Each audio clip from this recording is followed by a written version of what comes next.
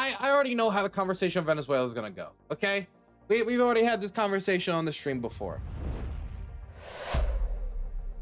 Can we just move on to Greenland? I can only accept so much of Dave Smith. I can only accept so much of these people. And so if I'm going to hear libertarians wiggling around the fact that many of them ended up setting their audiences towards a warmonger who wants massive imperial expansion, I don't need to hear them struggle back and forth around that. I do want to hear about Greenland. You know what? Let's just start at the start and we'll move from there. Okay? Who said it's in the half? Yes. Animation Assault, I will ban you if you do not give me, it's just entertainment. Animation Assault. This is used as just entertainment, but a lot of people also, this is like this is politics to them.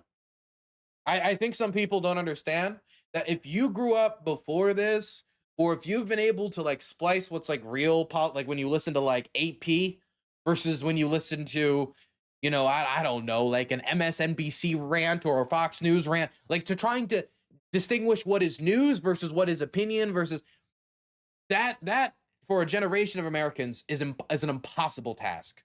We failed to make media literacy mandatory training in schools. We failed to make people be able to distinguish between fact and fiction.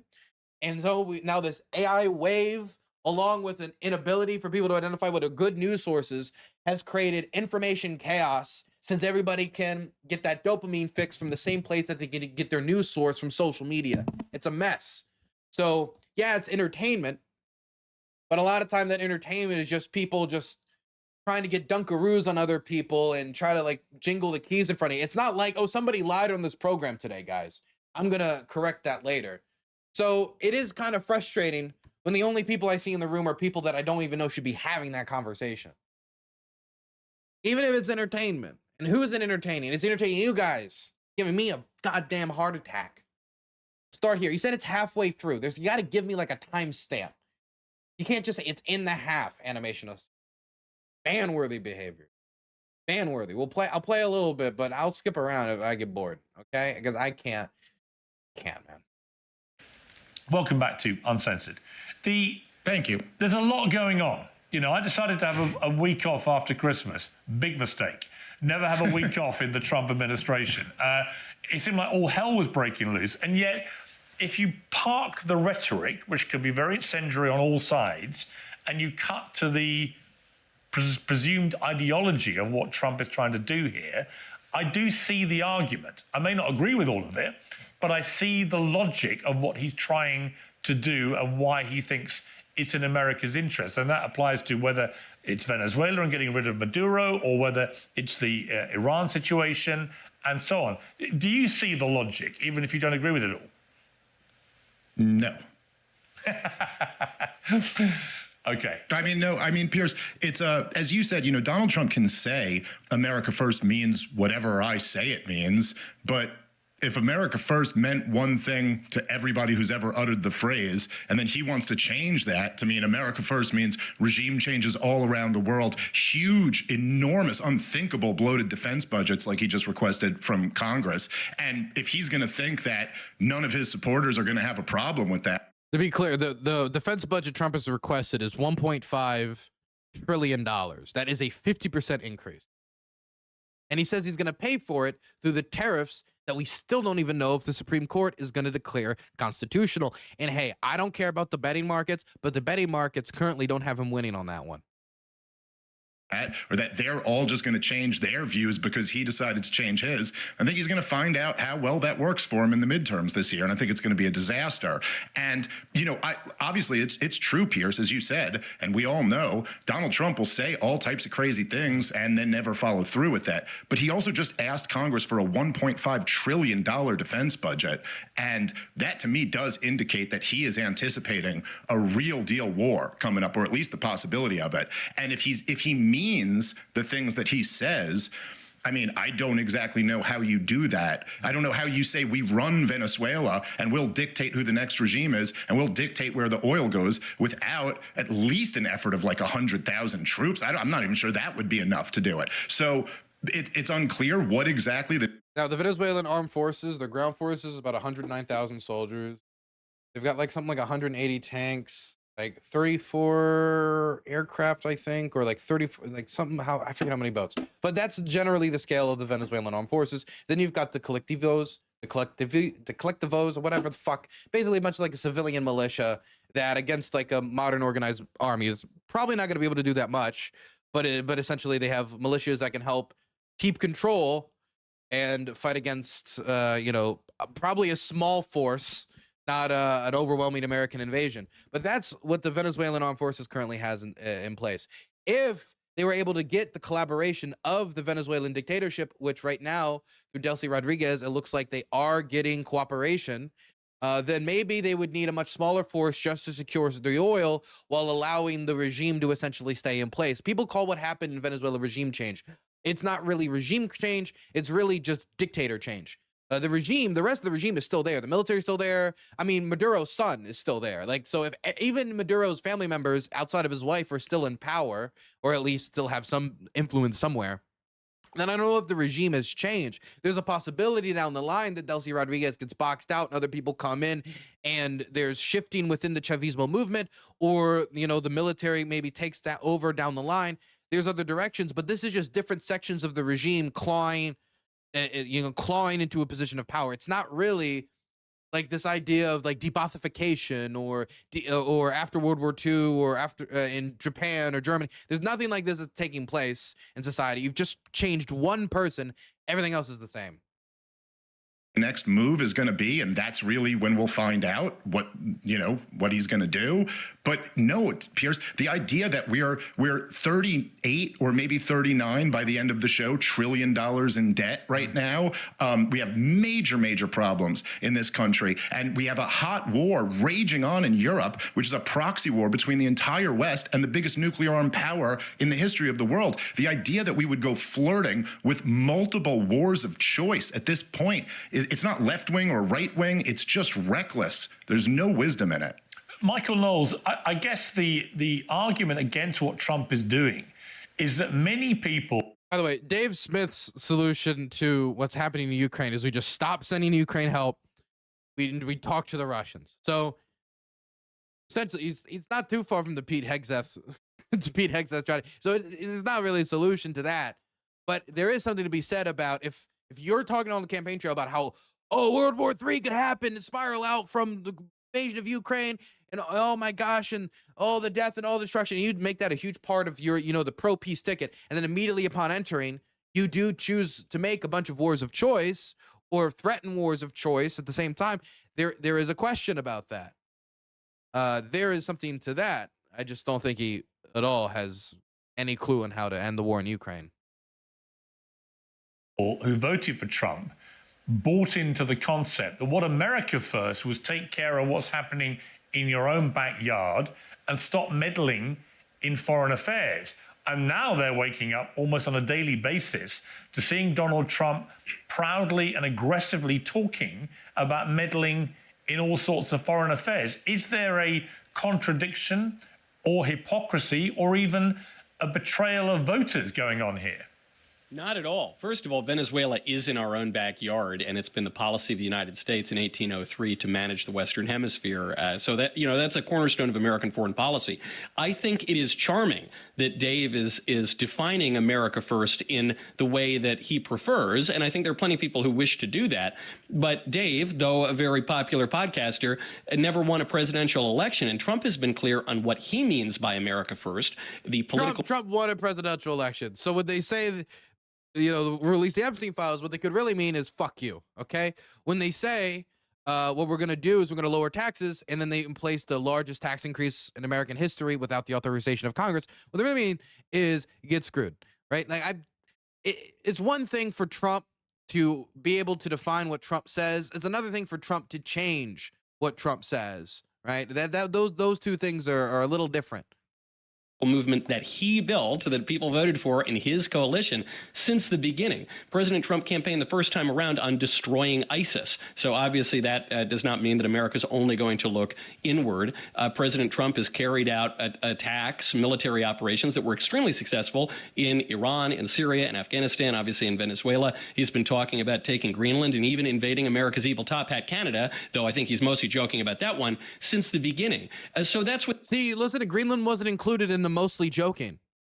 Conquering Greenland is considered serious by conservative podcaster intelligentsia. I don't know what you want to call these people.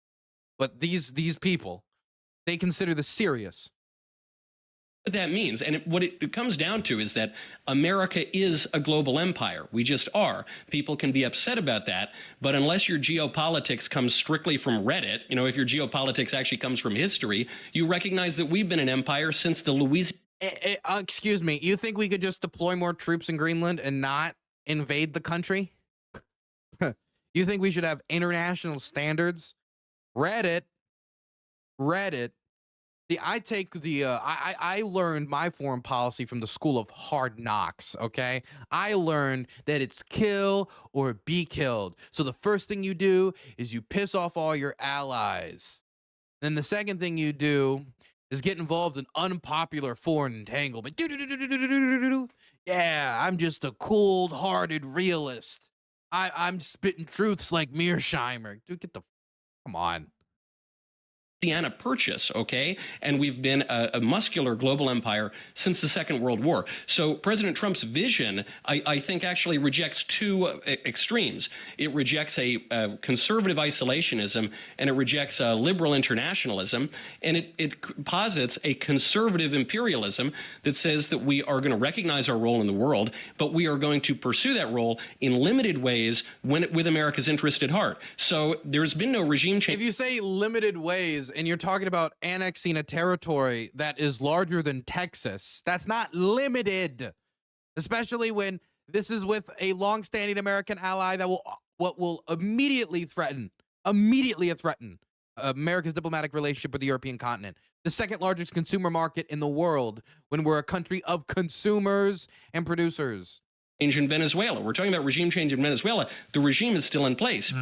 What we did was depose the leader. We left the vice president in place, and we said, act in a way that is appropriate in accordance with the law and our interests, or we're going to kill you. That's very different than a Bushy-era neocon regime. Unless you're a different drug smuggling president, then we'll pardon you. Change in Iraq. Even when we're talking about Iran, the Trump administration has not gone in a particularly overt way yet. But even there, we would be talking about a restoration of the Pahlavi regime, most likely, that goes back to 1925. So I grant there are... How does he say that? How does he say that most likely? Most likely the royals would come back to Iran? No, you cannot establish that most likely the old regime would come back. He's one person who is a power broker who'd like to come back. But how much support does he have on the ground? Who with guns in Iran supports him, and who without guns in Iran support him? There are people without guns in Iran that support him. I don't know of anybody with guns in Iran that support him. And even the people without guns that support him don't all support him unanimously. Many would like to move away from monarchy, maybe towards a democracy. Others would like something different. But the idea that, for sure, it would move towards restoring the old government. Look, he's trying to put legalese on it. It's not legalese. Plus, the government is talking about intervening to blow up Iranian infrastructure or Iranian military outposts, most likely, in response to their heavy crackdowns on the Iranian population, killing thousands upon thousands of people. And then he kind of backs off on the idea that executions have stopped. But this doesn't seem to be like wrapped in legalese in any way, or wrapped in, the restoring the old regime. I mean, if that's the way you want to view it, you can try to view it. But that's how some Venezuelans viewed it up until he said Machado. Never heard of her. Didn't say never heard of her, but essentially never heard of her in the position of power. And he's just going with the vice president because that's what benefits him immediately. How do we even know that it would be the royal family, or even that would benefit Trump most immediately? What if something else benefits Trump most immediately? Then that legalese would immediately be abandoned, and they just switch it out with a different legalese. all sorts of risks to interventions. But we're the global empire, and frankly, even the American Revolution comes out of wars of global empire. It comes out of the 7 Years' War, which itself was a derivation of the War of Austrian Succession. To pretend that we don't have a role in geopolitics is to ignore all of American history. Okay, Carl Kalinsky, I can see you grimacing through a lot of what Michael was saying there. You said Trump says the US will run Venezuela and he threatens Colombia and Mexico. Arrest this psychotic motherfucker. Before I get you to expand on that thesis, I mean, the point I was making to Dave, if I want to elaborate on where I sit with this, because I've had a bit of time to look at this play out, is you look at Maduro. Everyone thought, my God, this is going to be World War III. Actually, Maduro is going to end up in a New York courtroom, and he's been got rid of. Everyone seems to agree that's a good thing. I'm sick of every time there's an international conflict, the first conclusion is everybody said it's going to be World War III. The way that they talk about it is meant to overhype what the potential outcomes could have been in order to downplay what the potential outcomes end up being. If everything could have been World War III, then I guess whatever deadly result is not that bad, right? Nobody thought this would be the start of World War III. People thought it could be the start of a years-long slog, depending upon how it went. Not just the Venezuelan people, but the world. No American troops died in what was an incredibly efficient surgical military strike to get him out of there. And if you have a more compliant leader of Venezuela, albeit part of the same regime, that can probably only be a good thing. If you look at the argument about Greenland, for example, I'd be struck by some of the people that I didn't expect to think this was a good idea. There was a British general last week talking about this, saying that from a strategic security point of view, it would make perfect sense for America to have Greenland. And is there a deal to be done? He didn't think invading it was the right thing, and nor do I. But is there a deal to be done with 60,000 people who live in Greenland that could actually improve the security of the United States and the West against the obvious threat from China and Russia and so on? And I can go through the others. Iran, getting rid of the Ayatollah and the mullahs is unquestionably a good thing for the world. It's how you do these things. And see, this is a premise that people should reject outright. The idea that America taking over Greenland in and of itself is inherently good for the United States. Okay, let's somehow skip the fact that they're not selling, and by taking it, that's going to create a diplomatic crisis with Europe. It could lead to American fatalities directly because of Danish law when it comes to defensive territory. It could lead to, real conflict. Probably not a long conflict, but a conflict that could lead to people dying and then us occupying territory that no one there wants us. Like, they don't want us there. And so what's the result of it? Now, instead of having our troops there with a cooperative population and being able to have other allies come there and reinforce us, we now have to defend Greenland alone, and with a population that actively despises us and won't want to cooperate with us. And I wouldn't be surprised if many of them actively worked against us instead of with us.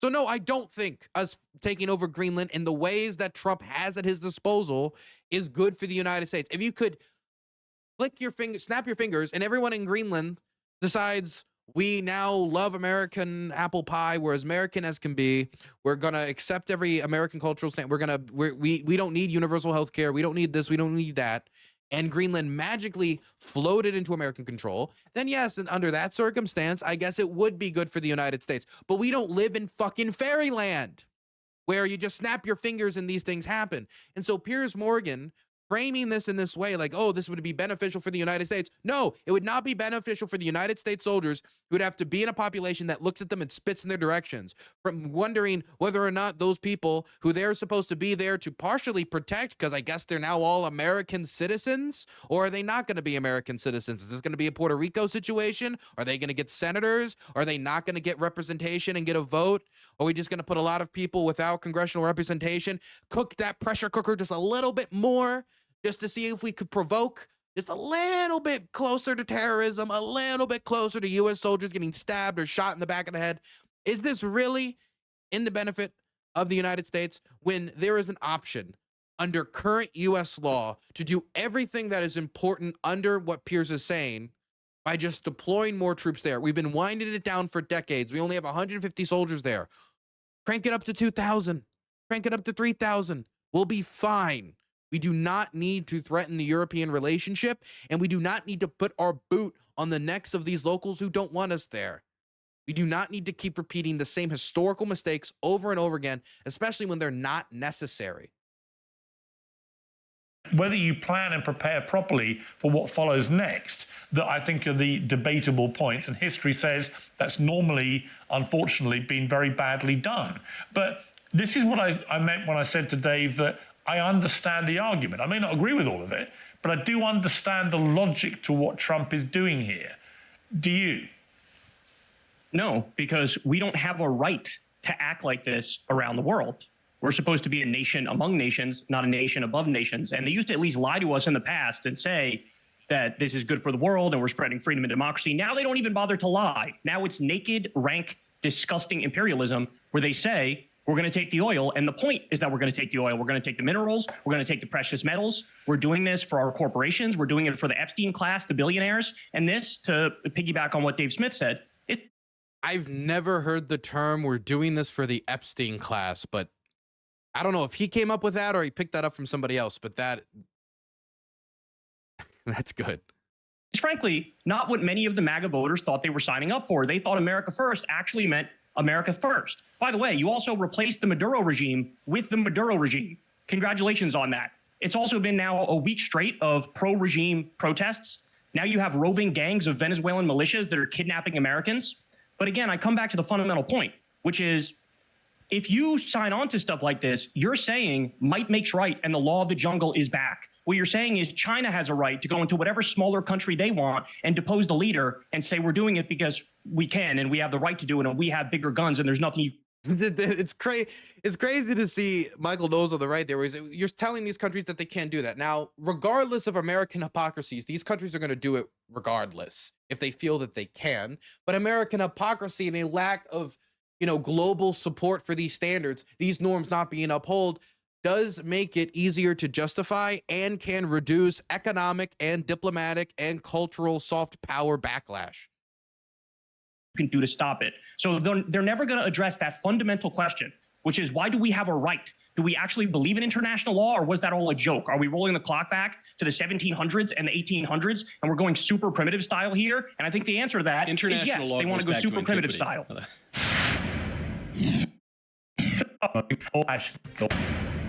International law goes back to antiquity. It's not some creation of modernity, whether we're talking about the 1700s or the 20th century. The Geneva Conventions, the Nuremberg Tribunal, the Geneva Conventions and the Nuremberg Tribunal. Yes, those exist. But the modern standards of things like the crime of aggression and the frameworks that we placed post-World War II, which held much better than many previous frameworks like the League of Nations, that is more modern. There's people alive today who breathed air and fought in wars before that was decided amongst nation states. So it is true that nation states had global norms like don't torture POWs and stuff. Not that they were always particularly well held, but these were global norms that benefited both states because both countries knew if their guys got captured, you didn't want them to be tortured. But what's being discussed here is post-World War II, post-global crisis of death, the worst war the globe has ever seen, us deciding that in order to avoid something like that again, and in order to avoid nation states also viewing that their property, that their people are their property, that they can do to the Jews what the Nazis did to the Jews, we started to create these more stringent global standards and create this coalition of nation states where we could go and talk and try to resolve issues at places like the United Nations. That's how the League of Nations become the United Nations. So there was a tightening of these standards to try to avoid the chaos of the past, post to global stability threatening wars. International laws, the jus gentium goes back to antiquity. However, unfortunately, a lot of our liberal friends think history began a few decades ago. The League of Nations was useless. It fell apart, and that's why we had the UN. That's why we had the Geneva Convention. Right, I'm talking about millennia ago, because we looked not at merely piles of millions of dead bodies, and we said that's a bad idea. We looked at piles of millions of dead bodies and said, that's a bad idea. Let's not do that anymore. Let's actually have a framework and rules and laws. And Trump is blowing that up. By the way, he bombed fishing boats from Venezuela, Trinidad and Tobago, and Colombia. He just did the regime change in Venezuela. He bombed Yemen and Somalia and Nigeria and Iran. He's threatening Greenland and Panama and Canada and Cuba and Mexico. And you sit there the whole time and act like it's okay. Is there anything Trump could do, Michael Knowles, that you would say, I condemn it, and you hop off the Trump train, or are you going to tickle the tape for the rest? We don't know that all those were drug. Number one, the premise was that those are drug boats smuggling drugs to the United States to kill Americans. And therefore, when we're blowing up these boats, and I remember people doing this math at the start of this. I know this is stupid in retrospect, but people are treating this seriously. Well, if you look at the size of that boat and you were to fill it to the brim with fentanyl, then you could calculate an amount of fentanyl that could kill 20,300, like crazy, just like psycho math. The only physical evidence that has been retrieved up to this point from these exploded vessels was traces of marijuana.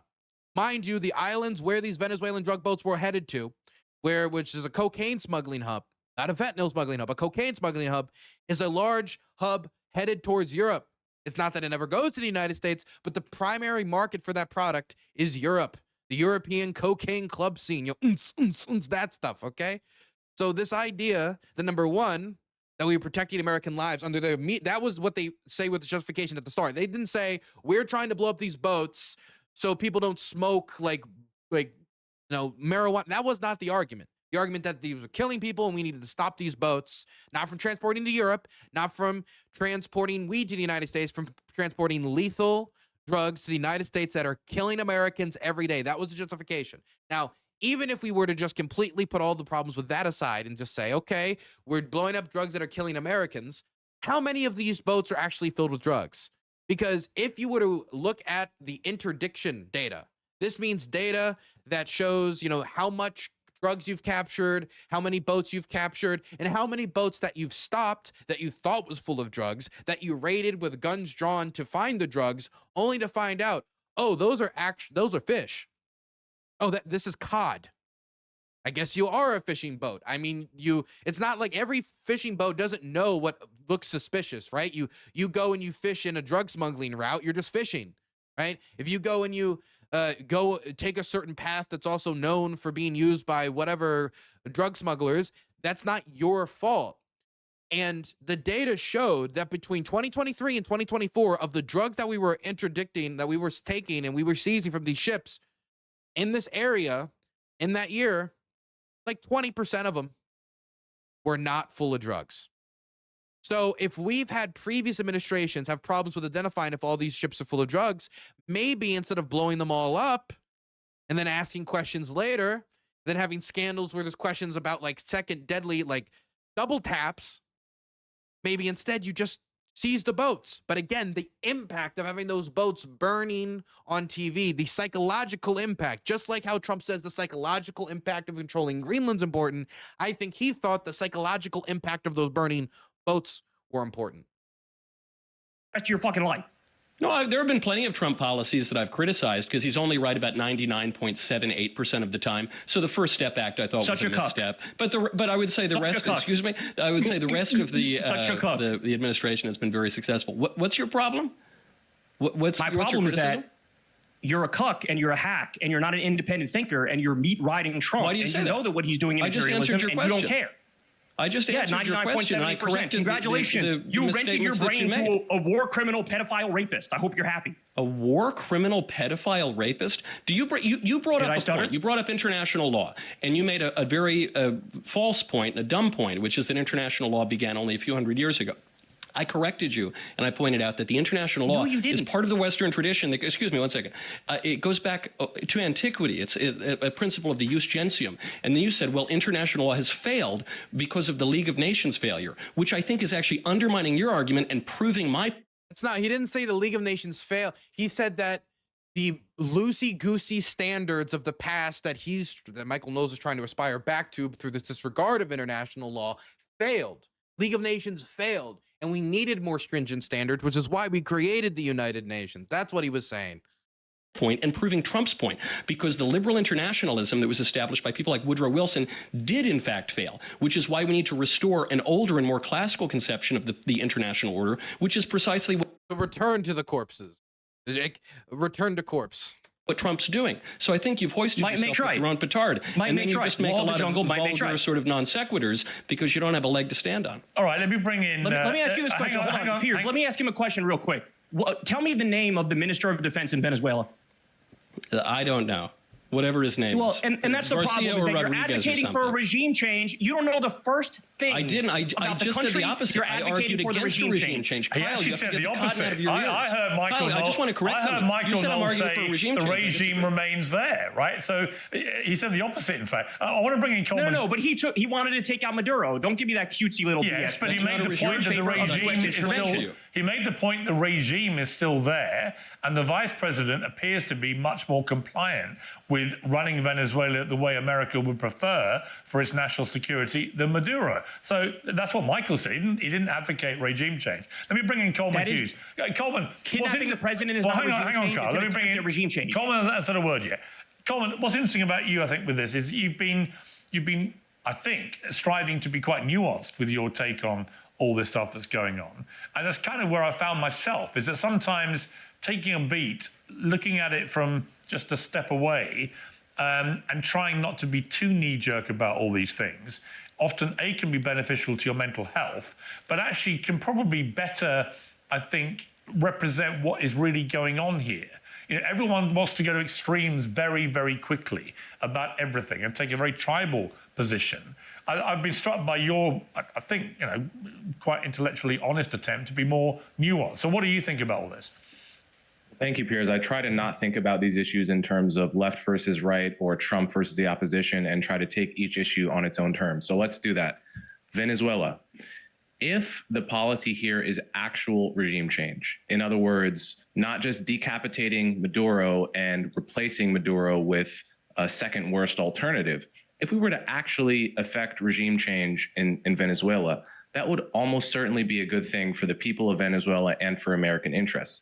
Now, if we're going to do this half measure where we just decapitate Maduro and replace him with someone just as bad and then get a bunch of oil, well, that would at best be probably neutral for the Venezuelan people. It would be an enormous waste of U.S. military resources, and I would be very critical of the Trump administration. The truth is, I don't know which path we're going down, right? It's very early. Right. We're getting different signals from Trump depending on the day, different signals from Rubio, and anyone who's confidently prognosticating. That debate didn't make Kyle look good. Look, the left might not have been ready for people just to say, yeah, world is empire, empire is empire. And they might not be able to process, like, wait, we're just debating whether empire is good now or not.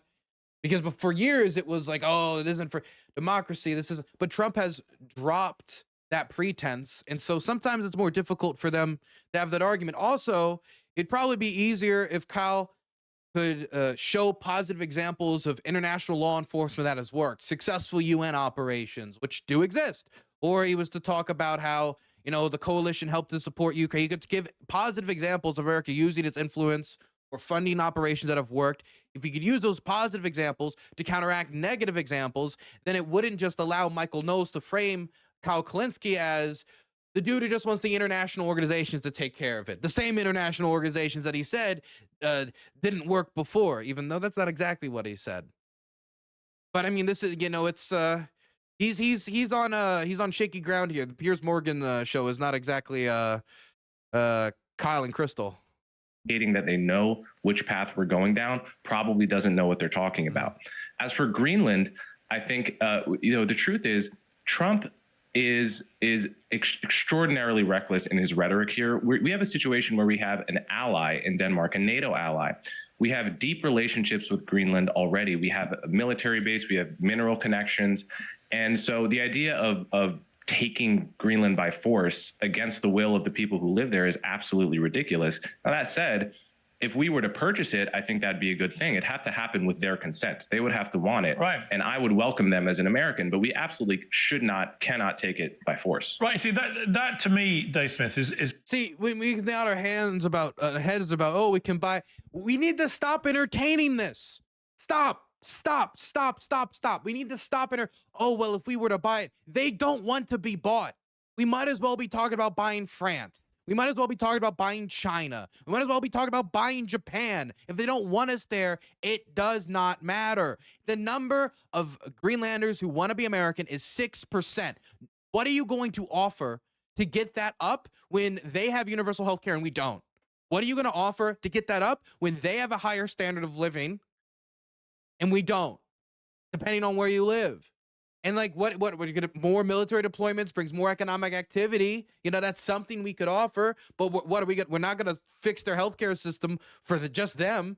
You know, there's cultural standards, there's history and tradition. I mean, they have the majority of the population there is native. Like, they have their own thing going on. And just to come in and be like, well, we could buy it. We could say that about any country. This is the same level of complexity and what we're discussing if we were to say, let's buy Egypt.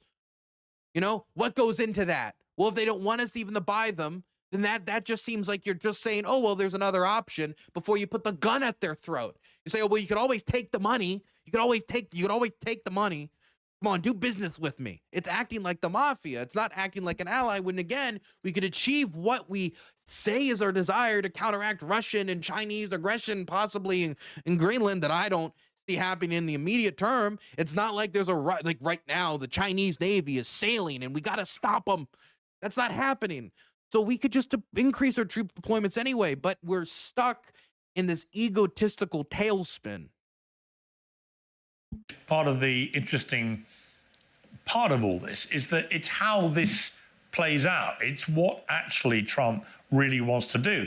If he doesn't take, for example, what China has been doing in Africa for the last 20 years. It's been going around Africa pretty quietly, actually, unless you're actually in Africa, and it's been doing endless commercial deals with African countries where they go in, they spend a lot of money on infrastructure and hospitals and bridges and roads and all these things, and in return, they get access to huge amounts of minerals. And that's been going on for 20 years.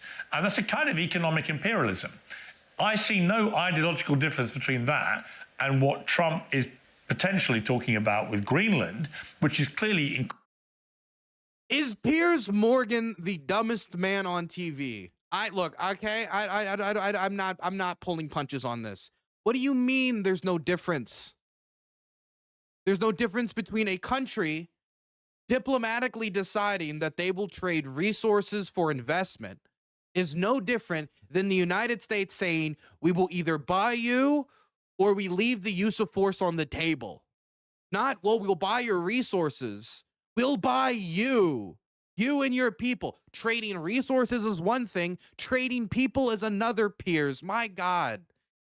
Yeah, Kyle has his hands full with this one. I would hate to be in his shoes. Incredibly important strategically, from a security point of view, from a mineral point of view, and so on. And there are only 60,000 people who live there, and it may well be that they're happy to do a deal if the price is right, in which case... The polling data exists. You don't need to speculate. Screw your speculation. Screw your speculation. The premier has already talked about it. If you want to talk to the government, that's there. If you want to talk about the polling data, it's 6%. You're working with 6%. What are you going to offer to get that number from 6% to a majority, which is the only way you could create any sort of democratic consensus? Okay, you're not anywhere near a plurality. You're just made halfway to double digits, man. Like, come on. What's the difference? Yeah, well, I'll say I pretty much agree with Coleman, I guess, on that. Like, if it's voluntary, then okay. I don't really know enough about Greenland to really speak on it intelligently, but I could not disagree more with the take on Venezuela. And no one on the table, nobody on this panel, I think, has the ability to talk about Greenland intelligently at length, honestly. And I think it's crazy, Piers. I also think, it just after the last 25 years. You just talk about it so flippantly. After the president's like threatened force, put force on the table. Years, and I'm not saying they're exactly the same, but the idea that we're just talking about regime changes in Iran and Venezuela and saying it would undoubtedly be a good thing if this regime were to fall. Well, maybe, but there's a really important question of what comes next. And if you want to say that, like, I mean, we've had a long history of regime changes in Latin America that have been disastrous too. We overthrew a communist government in the 50s in Guatemala, led to a civil war where hundreds of thousands of people died. So the idea that it's a guarantee that it would be a good thing if either one of these regimes fell, we certainly don't know that. And one of the other things we know is that you really don't get much of a say in what replaces the regime that falls unless you're willing to militarily occupy the country. And we've had regime change. We might be able to effect a full regime change without a military occupation, as we did in Libya, as we did in Syria, but you know, those are not great examples where the country worked out. I mean, Syria is hanging on by a hair, and Libya is an absolute catastrophe. And so it's just like, it's very reckless when you start playing. You know, you start dropping bombs on human beings, you start toppling governments, you start kidnapping or you know, taking, you know, leaders of countries. There's unintended consequences that come with all of these things. That's probably the one lesson in all of this military history, is that nobody is smart enough to predict exactly what's going to come next.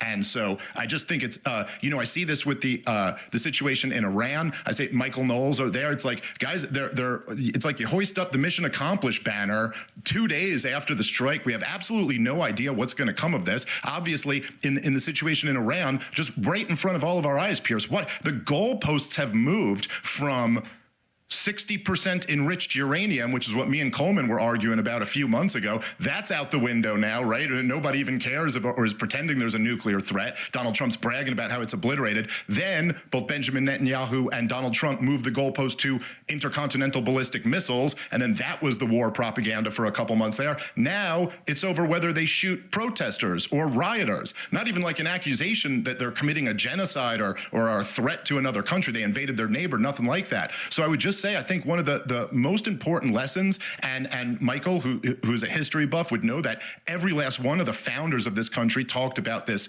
all the time, is that you want to be sober and calm and rational. You want to not intervene when you don't need to. There's all types of unintended consequences that can come from these things. And that's why the advice of the founders was be friends with the world. Don't get into entangling alliances. Don't search for monsters to destroy, to fight unnecessary wars. These are all wars of choice. Every new year, I think about what a real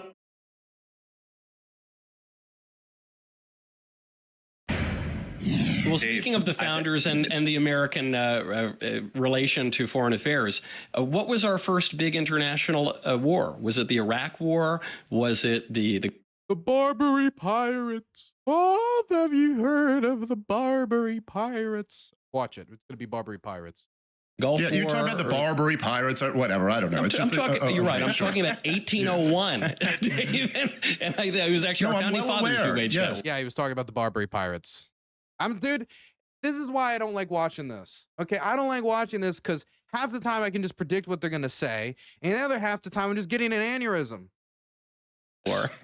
Okay, but Dave, it goes back to Jefferson waged the war. Whatever. We don't have real time to get into that, but sure, we got 5 wars here. We have plenty of time, but you don't want to get into it because it undercuts your argument. No, I'm happy, Michael. If you want to come on my podcast, I'll do 2 hours on the Barbary Wars with you. The point is that we're trying to talk about the 5 conflicts going on right now. Sure. Okay, let me address the Venezuela point. Sure. Dave. Let me see. Coleman might have something smart to say. Yeah. So you're totally right. There is always a risk to regime change, and I don't mean to downplay that. But you have to factor in there is a risk to letting rogue regimes that, for instance, in the case of Venezuela, invite Hezbollah into the country, buy weapons from all of our adversaries, Iran, China, Russia, etc. A regime that has literally run this country, which used to be one of the wealthier countries in Latin. If there is a real national security threat from this country that is economically decrepit, okay, to put it lightly, if there's a real security threat of Hezbollah attacking us through Venezuela, and I'm not saying it's impossible that the Russians wouldn't want to put something in Venezuela, that the Chinese wouldn't want to put something in Venezuela. What that thing is, though, is kind of important before you take offensive military actions that violate international law without congressional approval. If any of this was true, that we needed to deal with this immediate growing problem, well, I don't think it would have, you know, in the next 6 months, if he just had a conversation with Congress, that was too long. We had to act. I refuse to believe that.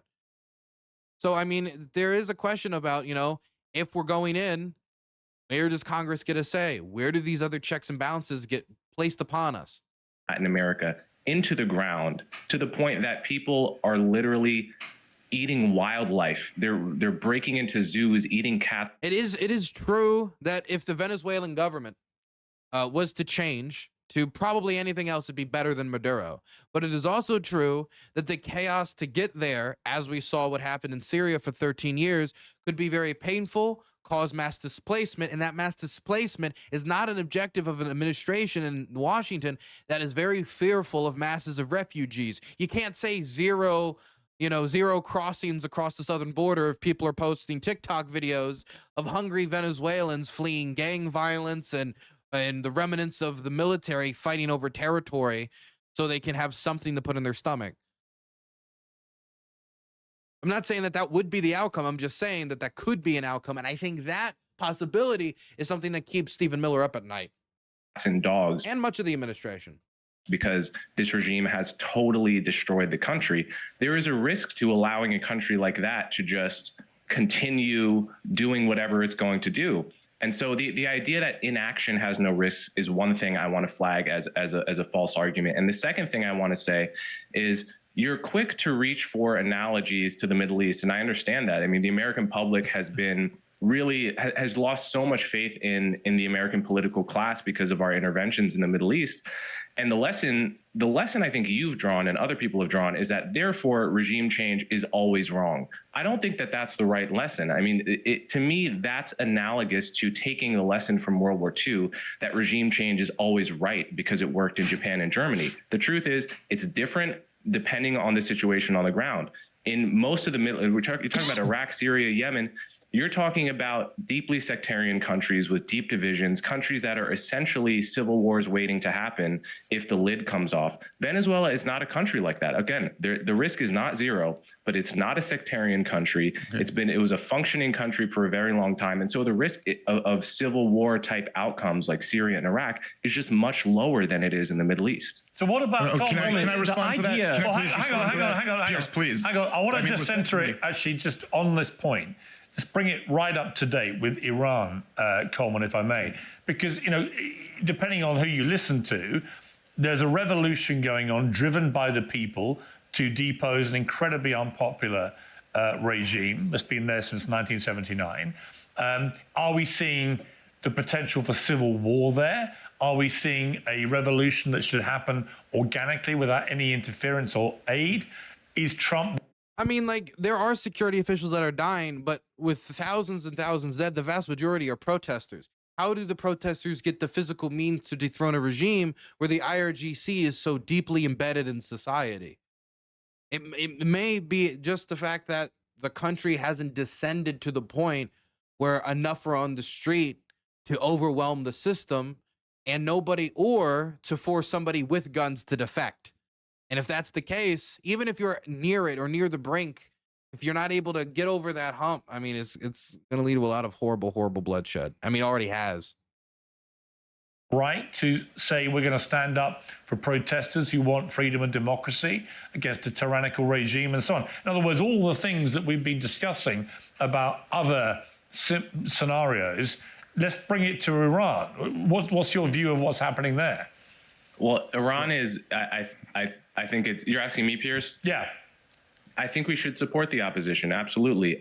I don't think we should put boots on the ground. I think I agree with Dave. Our record in the Middle East recently, I think, precludes that for many reasons, just practical reasons. But we absolutely should support the opposition.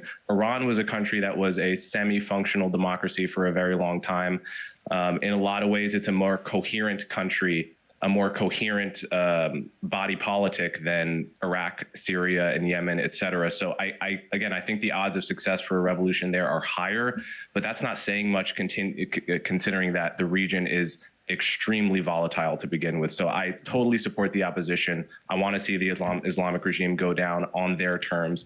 And we should do what we can to support that short of full-scale military intervention. Okay, Michael Knowles, what do you feel about Iran? Come on, Pierce, let me respond to that. Okay, I'll come to you, Michael. All right, Dave, you respond, then we'll come to Michael. Well, yeah, because I mean, there's just so much there. And Look, I mean, even if you're going to say that, like, well, we have a bad track record of regime change in the Middle East, I mean, I think I've made this point. I think I saw your point coming, and that's why I said, yeah, we also have a terrible track record of regime change in Central and South America, and that's why I gave the example of Guatemala. We can look at Nicaragua. We can look at all types of different interventions that just got a whole lot of people killed and didn't do anything for the people or for the country. And Coleman, yeah, fair enough. There's a risk to inaction the same way there's a risk to action. The problem from Michael No's perspective, see, this is a reaction to him on the right, but from Michael No's perspective, whether it helps the people in the country that we intervened in might not necessarily matter as long as it helps American corporate or national interests. Whether we're talking about banana producers to go a little, back, or we're talking about, energy producers. But the risk to action is to our boys and our budget and bankrupting our country. And so it's just a totally different risk that you take on when you intervene than when you don't. And, I got to say, Coleman, these are the same arguments that were used in Iraq. What you said about what you said about Venezuela and Iran. This is why the neocons said we were going to be greeted as liberators. Chalabi had assured them that the people hated Saddam and they were going to be pro-American. And you said there's not sectarian conflict in Venezuela. I mean, Venezuela, no, of course there is. It's the mixed European elite class and then the majority of natives. And that's who Chavez and Maduro always carried. At least I know in Chavez's election, that was always his base. And I agree with you, man. Like, it is true that that government has ruined that country. I am not, I hate socialism as much, if not more, than anybody on this panel. But the thing is, like, it was a communist government in Guatemala too. And the civil war that killed hundreds of thousands of people there didn't make it better for them. And so I just think that, like, the idea that we're so confident we should back the resistance in Iran. Well, we also had regime changes in that region that didn't require like huge numbers of boots on the ground, and they were catastrophes too. And to hear you guys talk about the most likely thing is that, but because now you understand we have to spread hereditary monarchy. We're not bringing democracy anymore. The idea that the Shaw's kid is going to walk in there and take power. I say, of all the crazy things Donald Trump has said, that was one thing that I think he got right. Yeah, I don't think he's got the juice. And the options of what would arise in either of these conflicts, there's at least a strong possibility that there'd be tons of conflict and a worse government, if not just as bad a government at the end of the day. Okay, Michael Knowles, the latest Polymarket odds on Iran, US strikes 77%. Likelihood. Khomeini. We're really using this stuff. We're really using the Polymarket betting odds to the. I referenced that once as a joke, but are we really? Is this going to be? If I see this on any three-letter news agency, by end of January, I think it's now up to 24%. Fall of the Iranian regime by 2028, 47%. So the money is moving in the predictive world to suggesting that this is the beginning, as the Chancellor of Germany says, this is the beginning of the end of that regime. But we have been on this rodeo a few times in Iran, and it's been brutally repressed in the past. What do you think is going to happen here? And in terms of that point Dave makes, when things happen organically, the fall of the Berlin Wall, we all remember watching that and how good that felt. And it didn't need outside direct military intervention. Is it not better for America to sit back and watch the Iranian people determine their own future? By the way, direct American military intervention, yes. American military budget surpluses, that was an impact. In the way that appears to be happening, then potentially cause mayhem by directly interfering on their behalf. Well, I think those are two separate points, and I think my friends on this panel are taken with a lot of abstract ideology, whether it's libertarianism or leftism. I'm a little more interested in practical politics. So what I think is most important here is that Iran remains orderly and does not descend into total chaos. Iran is a real country with more of a unified history, and also that the Iranian people do better. Obviously, the Islamic Revolution was terrible for them. It destroyed their material conditions, led to a huge erosion. Are those his priorities? We're talking about militarily intervening in Iran in order to keep the country stable and stop chaos and improve the conditions of the Iranian people. Why doesn't this naturally extend to those who we've made already commitments to, like the Ukrainians, for example, as obviously I'm going to talk about them. Why does this extend to the Iranians? Why are we selective in this case when it comes to this? I know the idea of like If you can't do it all, do what you can. Well, why are we choosing this? Of their rights and liberties. And so it's worth remembering that the policy of the United States has been for regime change in Iran since 1979. So the Iranians have been undermining our interests all around the world for a very long time, not just looking at the recent Iraq war where they killed over 600 Americans, but going all the way back to the 1983 Beirut barracks bombings, going back to the attack on U.S. troops in Saudi Arabia in 1996.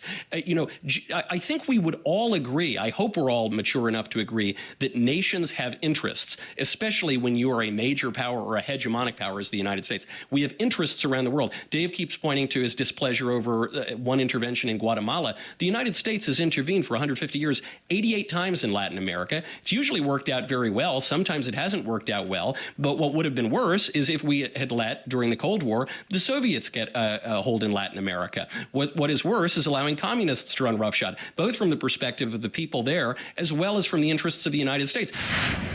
New Year is all about starting afresh. And Majority went well. I'd like to see that justification. Do we really want to watch the rest of this? If America is ignoring international law, why can't everyone else? Okay, that's the next section. Then Dave Smith's. It has nothing to do with the drug problem. It's a total pretext for war.